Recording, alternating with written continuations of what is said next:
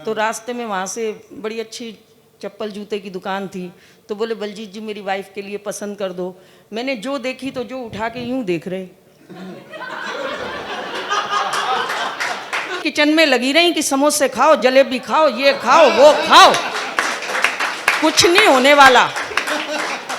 और वो दिन आज का दिन, शादी की पेन ड्राइव पर्स में रखी हुई है, मैं नहीं निकालती।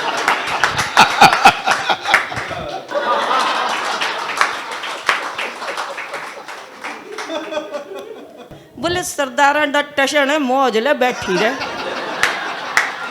मेरे प्यारे देशवासियों, ये जो आपके पास आपकी धर्मपत्नी है, ये 30 जून तक ही मान्य रहेगी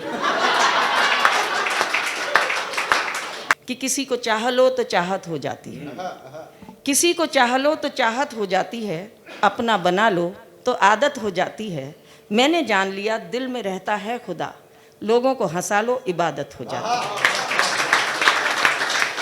ने मेरी जो आप लोगों को जानकारी दी उसमें थोड़ी सी जानकारी कम रह गई। मैं सरदारों के खानदान से हूँ, तो हम टेंशन बिल्कुल वो मैंने इसलिए नहीं बताई क्योंकि मुझे पता था माइक पे आते हरकतें ही बता देंगी। तो मैं टेंशन बिल्कुल नहीं लेती और टेंशन लेनी भी नहीं चाहिए। इतिहास गवाह है, हम तो 10 साल तक देश की गद्दी पर चुपचाप बैठे रहे, हमने टेंशन नहीं ली। बहुत अच्छे, भाई बढ़िया। सारे देश ने टेंशन ली, हम बोले बात को क्या जरूरत है टेंशन लेने की? लेना ही चाहते हो तो कार लो, बंगला लो, लोन लो, निकल लो। बहुत अच्छे। अब ये भाई जूतों की बात कर रहा है, करे भी क्यों ना। कुछ दिन पहले हम आगरा गए थे, हम टीम पूरी, तो रास्ते में वहाँ से बड़ी अच्छी चप्पल जूते की दुकान थी, तो बोले बलजीत जी मेरी वाइफ के लिए पसंद कर दो। मैंने जो देखी तो जो उठा के यूं देख रहे,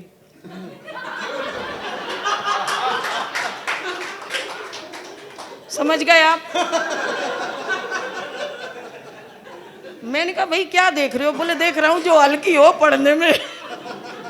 तो इसलिए खैर टेंशन लेने की ज़रूरत नहीं है, बिल्कुल। बहुत अच्छे श्रोता हैं। और सलील जी आपका धन्यवाद, आपने, और दीपक जी का बहुत ज़्यादा धन्यवाद, क्योंकि आप तक पहुंचाया हमको। बहुत अच्छे श्रोता हैं। और जब बहुत ज़्यादा लोग सुनते हैं तो हम ये मान लेते हैं कि वहाँ कौरव सुन रहे हैं, और जहाँ कम लोग सुनते हैं तो हम मान लेते हैं कि पांडव सुन रहे हैं। तो आप सब पांडव हैं। बहुत अच्छे। मैंने बताया टेंशन लेने की ज़रूरत ही नहीं है। और ये जो महिलाएं हैं भले कम है, लेकिन मैं आपको बिल्कुल सच्चाई बता रही हूँ। हमारा देश अगर कोरोना से बचा, कैसे बचा कोई बता सकता है? ये पीछे हंस रही हूँ, आप बिल्कुल सच्ची बात बता रही हूँ। और जितनी चाहे महिलाएं कम है ये मानेंगी। ये पुरुष लोग तो बस चैनल देखने बैठ जाते थे, न्यूज़ चैनल हैं, अमेरिका में इतने मर गए हैं, रूस में ये हम महिलाएं थी किचन में लगी रही कि समोसे खाओ, जलेबी खाओ, ये खाओ, वो खाओ, कुछ नहीं होने वाला। और पूरे कोरोना में इन सब की सेहत बना दी। और आपको सच्चाई बताऊं अपने घर की, मेरे सरदार जी कौन से कम। मैं जैसे ही गुलाब जामुन बना कर लेकर आई, ऐसे मनुष्य शक्ल बना के बैठे। मैं कहा की होया? ओ देख जर्मनी चिन्ना कोरोना, अगली बार कुछ बना के ले जाऊं, ओ अमेरिका में ये हो गया, पता नहीं हिंदुस्तान का क्या होगा। मैंने बेटे को और बच्चों पति को बिठाया, मैंने कहा खबरदार न्यूज़ चैनल नहीं चलेगा आज से। बोले क्यों? मैं कहा मैं किचन में काम करूं, मर गई, आप यहाँ मनुष्य शक्ल बना के मुझे मिलते हो। बोले फिर? मैं कहा न्यूज़ चैनल नहीं चलेगा। तो कहने लगे चल ठीक है भाई तेरी चलेगी, तू खाना बना रही है। बेटे को बोले बेटे तू एक काम कर, कोई है ना मेरे को पिक्चर दे दे, ज़्यादा पुरानी मत देना, और पेन ड्राइव में दे दे, मैं देख लेता हूँ। बेटा महान था, बेटे ने एक पेन ड्राइव में पिक्चर दे दी, पान सिंह तोमर। पतिदेव ने उस दिन देखी, अगले दिन इरफान खान निकल गए।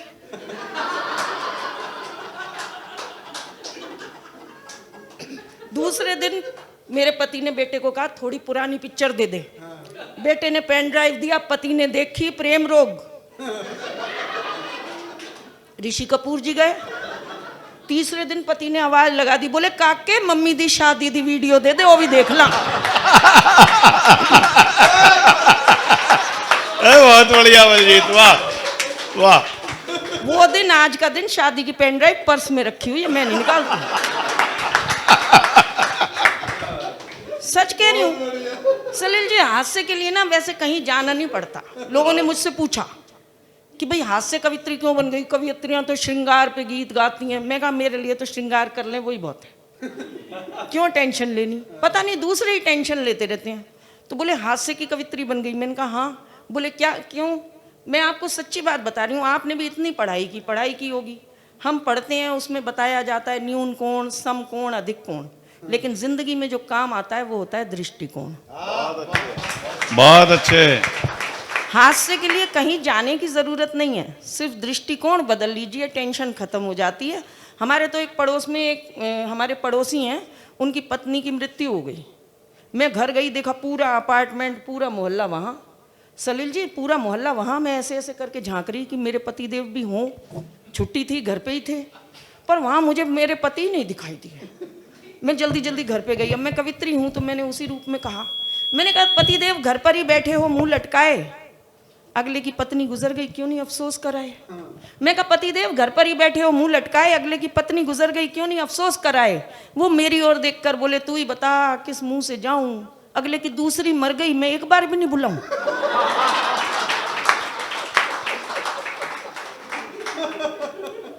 पता ही नहीं क्या करते हैं। अच्छा, शादी की घटना सुनो। जब हमारी शादी हुई तो मेरे पति मुझे लेके गए शिमला। उस समय तो ये जमाना भी नहीं था कि सिंगापुर जाओ, मलेशिया जाओ, तब तो शिमला ही चले जाएं तो बड़ी बात होती थी, है ना सर। तो शिमला ले गए, लेकिन पता नहीं उन पे क्या भूत सवार हुआ। बोले ड्राइवर नहीं चलाएगा कार। मैं कहा फिर? बोले मैं आप पे चला लाऊंगा। मैं कहा ठीक है, आप चला लो। अपन तो नई नवेली वैसे भी थोड़ा कम बोलती है, चुप चुप रहती है। तो उन्होंने ड्राइवर को एक्स्ट्रा पैसे दे दिए, कार हायर कर ली और बोले कि तू गड्डी नहीं चलाएगा, तू पैसे रख ले। रख लिए ड्राइवर ने।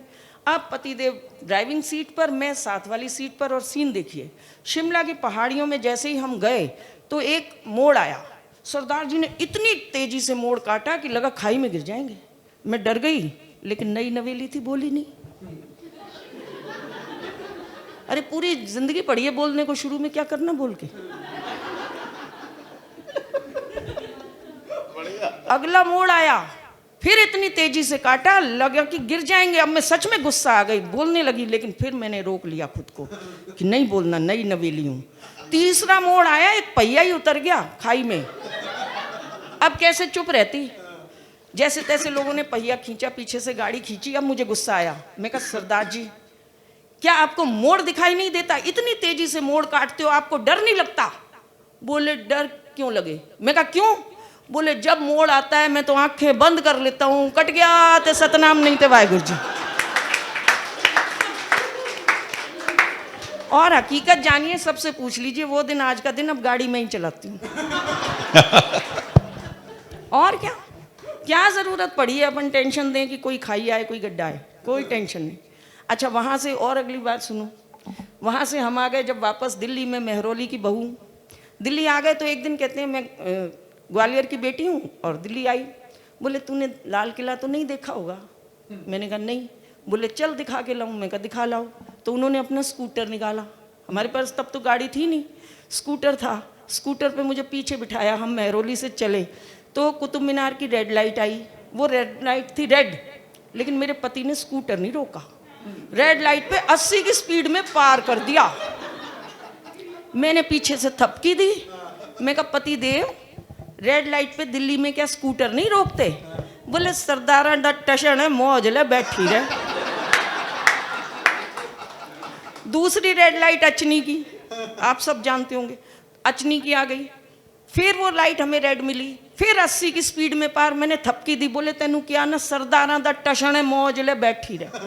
ऐसे ही एम्स की, INA की सारी लाइटें हमें रेड मिलती गई, 10 लाइट। और 10 लाइट पे मेरी थपकी पे मुझे एक ही बात सुनाई दी कि सरदारा दा टशन है, मौज ले बैठी रहे।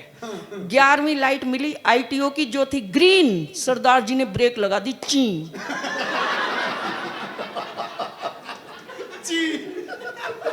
मैं कहा ऐ की होया, ग्रीन लाइट है, आपने क्यों रोक दी? बोले मूर्ख, दूसरी तरफ से मेरे जैसा सरदार टशन में मौज लेता आ गया तो।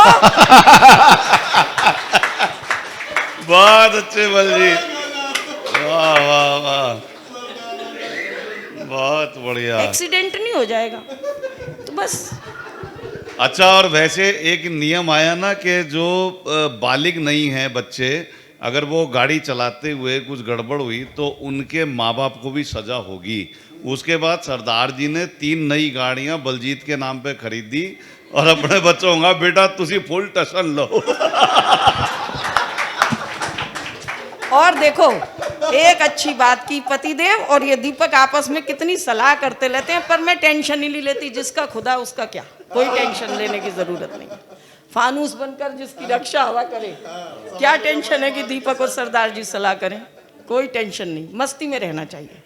और मस्ती मैंने कहा कहीं से नहीं आती, 4 पंक्तियां लिखी थी कि किसी को चाह लो तो चाहत हो जाती है, किसी को चाह लो तो चाहत हो जाती है, अपना बना लो तो आदत हो जाती है, मैंने जान लिया दिल में रहता है खुदा, लोगों को हंसा लो इबादत हो जाती है।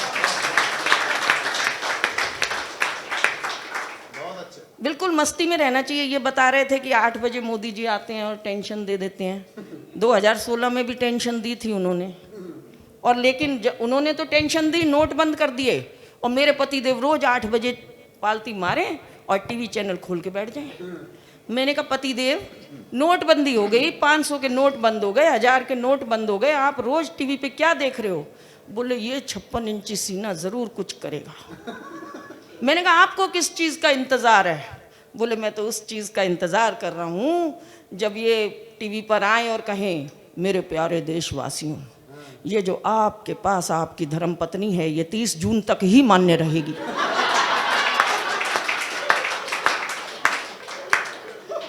लेकिन आप मेरा जिगरा देखो, मैंने टेंशन नहीं ली।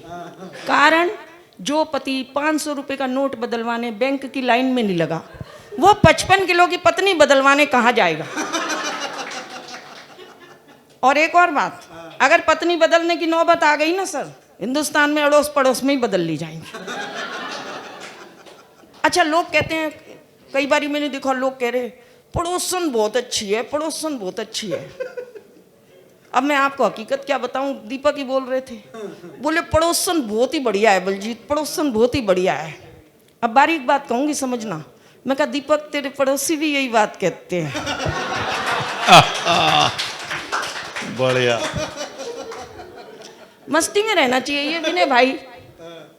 हाँ वैसे तो देखो वीर रस के बहुत बड़ा नाम है विनय भाई का, लेकिन कभी कभी क्या होता है कि बस कहाँ से बात निकलती है। एक बार रात को सपने में इनके यमराज आ गए, बोले चलो मैं तुम्हारी जान लेने आया हूँ। अब विनय घबरा गए, बोले अभी तो नहीं, अभी तो बहुत कवि सम्मेलन पढ़ने थे, मन में सोच रहे। बोले आपने क्या कहा? बोले चलो मैं तुम्हारी जान लेने आया हूँ। विनय भाई बोले ले जाओ, पड़ोस में रहती है। बहुत अच्छे। तो हंसते मुस्कुराते रहना चाहिए। 4 दिन पहले मेरी और मेरे पति की हुई जोरदार लड़ाई। पति ने भगवान को गुहार लगाई, बोले हे भगवान तंग आ गया हूँ ऐसी पत्नी से, तू मुझे बुला ले, मैं कौन सी कम थी। मैंने कहा हे भगवान मैं भी तंग आ गई ऐसे पति से, तू मुझे उठा ले। पति बोले भगवान जी मेरी एप्लीकेशन छोड़ दे, इसकी लगा ले। लेकिन हम दोनों पति पत्नी इसी तरह लड़ते झगड़ते जिंदगी गुजार लिया करते हैं। हम दोनों एक दूजे से नहीं उस ऊपर वाले से डरते हैं। वो जैसे चाहे डुगडुगी बजाता है, वो जैसे चाहे सबको नचाता है, सिर्फ और सिर्फ उसी के हंसाने से हंसती है ये दुनिया, वरना इस दुनिया में कौन है जो दूसरों को हंसाता है। बहुत अच्छे, बहुत खूब। और हकीकत बता रही हूँ आपको कि जो लोग हंसते और हंसाते हैं वो लोग बड़े कमाल होते हैं। जो लोग हंसते और हंसाते हैं वो लोग बड़े कमाल होते हैं। कभी झांक कर देखिएगा उनकी जेब में भी भीगे रुमाल होते हैं। बहुत अच्छे, बहुत खूब। तो बस मस्ती की बात है, टेंशन लेनी नहीं है, बहुत आराम से। और हमारे एक पड़ोसी हैं सर, बिल्कुल सच्ची घटना बता रही हूँ। अभी बाबा की बात कर रहे थे, हरियाणा के बाबा की। ये सारे बाबाओं की कभी बात नहीं मान लेना, ये भी एक टेंशन दे देते हैं। मैं आपको बिल्कुल सच्ची घटना बताती हूँ, कुछ दिन पहले की। आप सब जानते हो वो एक बाबा ऐसे हैं जो कहते हैं समोसे खाओ चटनी खाओ कृपा आ जाएगी, है ना, नाम बताने की जरूरत नहीं है, सबको पता है। तो हमारे एक पड़ोसी हैं, वो उन बाबा के पास चले गए। सलील जी वहाँ जाके लेट गए, प्रणाम बाबा, 20 साल हो गए, पत्नी कहना नहीं मान रही। हरियाणा के थे वो। बोले बच्चे बिगड़ गए मार, तो दुकान भी बंद होगी, क्या करूं। बाबा ने आंख बंद की, 30 सेकंड में खोली। बोले तूने कभी अपनी पत्नी के खाने की तारीफ की? अब हरियाणा वाला वो बोला ले, भगवान रोज रोज खाना बनाया करे, कौन उसकी तारीफ करे। बाबा बोले कृपा वहीं रुकी हुई है। अब हमारे पड़ोसी भागे भागे आए, घर आए, अपनी डोर बेल बजाई, बाबा की बात याद थी। पत्नी ने दरवाजा खोला, बोले जल्दी कर भगवान, भूख लग रही है, मेरे को रोटी दे दे। वो अंदर गई पत्नी, उसने जल्दी से 2 आलू के पराठे दिए। जैसे ही खाया एक निवाला, बाबा की बात याद आ गई। बोले आहा, कतई स्वाद पराठे बना रखे हैं, जी कर रहा बनाने वाली का हाथ चूम लूं। पत्नी ने कमर पे हाथ रख लिया, बोली फिर बोलियो एक बार। अब उसको तो बाबा की बात याद थी। बोला आहा, कतई स्वाद पराठे बना रखे, जी कर रहा बनाने वाली का हाथ चूम लूं। पत्नी बोली सच्ची? बोले हाँ। पत्नी अंदर गई, बेलन ठाके लाई, एक दिया। बोली तन्ने 20 साल ते मैं खवा रही हूं, स्वाद नहीं आया, आज बलजीत पराठे देगी, तन्ने स्वाद आ लिया।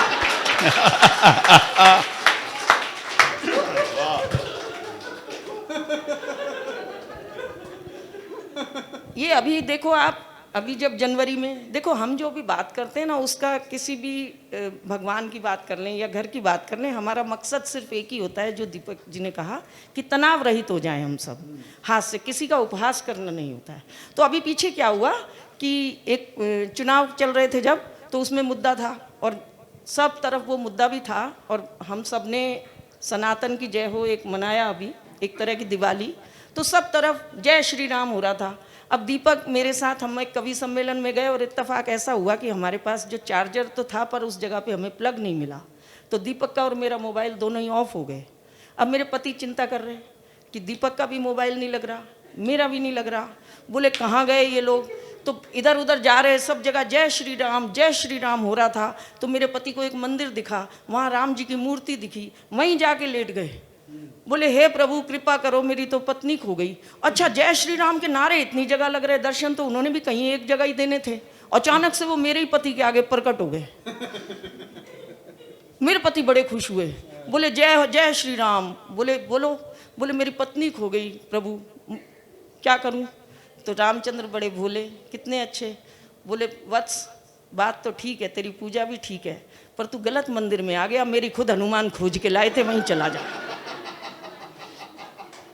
तो ताली मिलके बजा लो, कोई टेंशन की बात नहीं है, कोई टेंशन नहीं लेनी, मस्ती में रहना चाहिए, और बिल्कुल मस्ती होनी चाहिए हर जगह। और हम तो ऐसे हैं कि कहीं भी मस्ती ढूंढ लेते हैं, सच्ची बता रही हूँ, कोई टेंशन लेने की ज़रूरत नहीं। कुछ दिन पहले हम बेंगलोर जा रहे थे, कवि सम्मेलन था, तो फ्लाइट से जा रहे थे, और फ्लाइट से जब जाए बंदा तो क्या होता है कि आपको बड़ी देर तक वहाँ पहले बुला लेते हैं, इंतज़ार करना होता है। तो हम पहुँच गए वहाँ। अब क्या हुआ कि हम फ्लाइट के इंतज़ार में बैठे हैं, मेरी सीट के आगे 2 बच्चे बैठ गए, और उन बच्चों ने, एक ने दूसरे बच्चे से पूछा, बोला तुम्हारा नाम क्या है? पहले बच्चे ने कहा मेरा नाम है जसप्रीत। तुम्हारा नाम क्या है? बोला मेरा नाम है ब्रह्मजोत। दोनों ने हाथ मिलाया। बोला कहाँ रहते हो? बोला मैं दिल्ली में रहता हूँ, साउथ एक्स में। बोला हाथ मिला, मैं भी दिल्ली में साउथ एक्स में रहता हूँ। बोला कौन सा, साउथ एक्स पार्ट 1 या पार्ट 2? बोला पार्ट 2। दूसरा बोला वेरी गुड, हाथ मिला, मैं भी पार्ट 2 में रहता हूँ। बोला मकान नंबर बोल। पहला बोला 3/3 फर्स्ट फ्लोर। दूसरा बोला वेरी गुड, गले मिल, जफ्फी पाले, मैं भी 3/3 फर्स्ट फ्लोर में रहता हूँ। सबको टेंशन हो गई जैसे आपको हो गई। एक बंदा बोल पड़ा, बोला तुम दोनों दिल्ली में साउथ एक्स में पार्ट 2 में 3/3 में फर्स्ट फ्लोर में रहते हो, एक दूसरे को जानते नहीं क्या? बच्चा बोला अंकल आप क्यों टेंशन ले रहे हो, हम तो दोनों भाई भाई हैं, टाइम पास कर रहे हैं। और तालियां तो अब आप इस बात पर बजाइएगा कि वो दोनों बालक जसप्रीत और ब्रह्मजोत मेरे बेटे थे।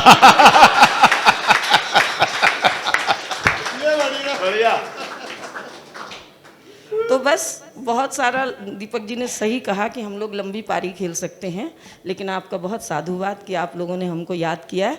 जब हम इस तरह की बात करते हैं तो कहीं ना कहीं कोई संदेश भी देते हैं, और हंसना हंसाने की प्रक्रिया चलती रहेगी। पर मैं चाहती हूँ कि एक छोटी सी कविता से भी आपको जोड़ूँ।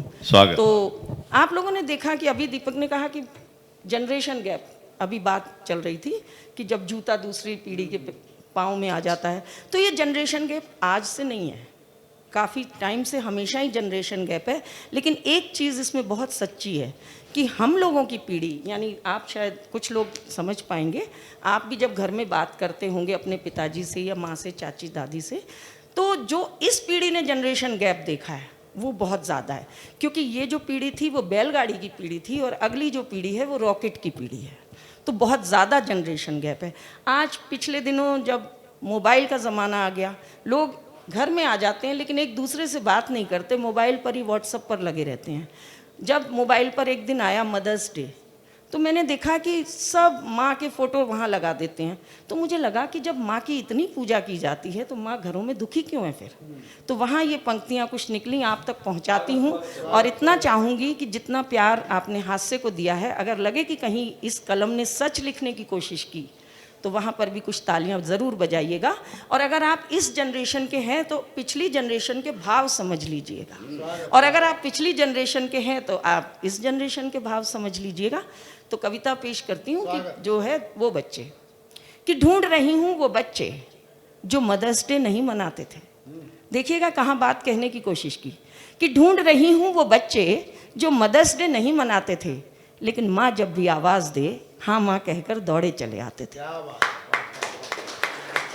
ढूंढ रही हूँ वो बच्चे जो मदर्स डे नहीं मनाते थे, पर माँ जब भी आवाज़ दे हाँ माँ कहकर दौड़े चले आते थे। शायद बैटरी वाली कारें और मोबाइल नहीं थे उस वक्त, इसीलिए बच्चे पापा की पिद्दी पर घोड़ा बन चढ़ जाते थे। ढूंढ रही हूँ वो बच्चे जो मदर्स डे नहीं मनाते थे। शायद पिज़्ज़ा बर्गर भी ऑनलाइन ऑर्डर नहीं होता था उस वक्त। समझने की कोशिश कीजिएगा कि शायद पिज़्ज़ा बर्गर भी ऑनलाइन ऑर्डर नहीं होता था इस वक्त। बच्चे माँ का परोसा खा जाते थे, इसीलिए बच्चे माँ का परोसा खा जाते थे। और बारबी डॉल की कल्पना भी ख्वाबों में ही रही होगी, इसीलिए बच्चे कपड़ों की कतरन से गुड़िया बनाते थे और जूते के डब्बे में उसका घर सजाते थे। बहुत अच्छे।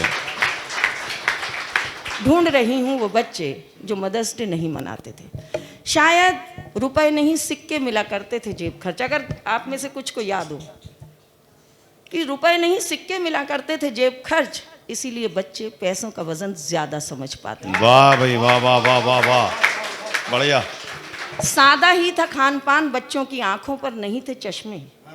सादा ही था खान पान, बच्चों की आंखों पर नहीं थे चश्मे, इसीलिए माँ बाप के आंसू उन्हें जल्दी नजर आ जाते थे। बहुत खूब। और गहरी बात कहने जा रही हूँ, अगर समझ आए तो पीछे तक ताली ना रुके। जो बात अगर ये गहरी है कि शायद उस वक्त मीडिया और राजनीति भी इतनी बुरी नहीं थी, शायद उस वक्त मीडिया और राजनीति भी उतनी बुरी नहीं थी, इसीलिए राह चलते बच्चे रहीम चाचा और रामू काका की आवाज लगाया। बहुत खूब, बहुत खूब, वाह।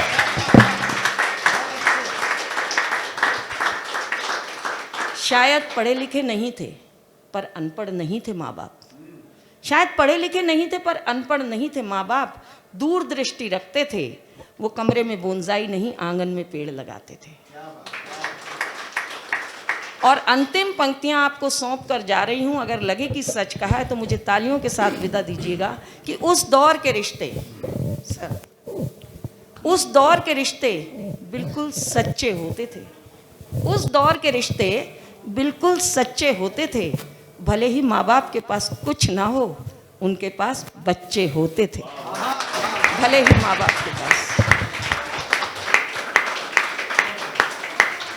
बहुत बहुत शुक्रिया।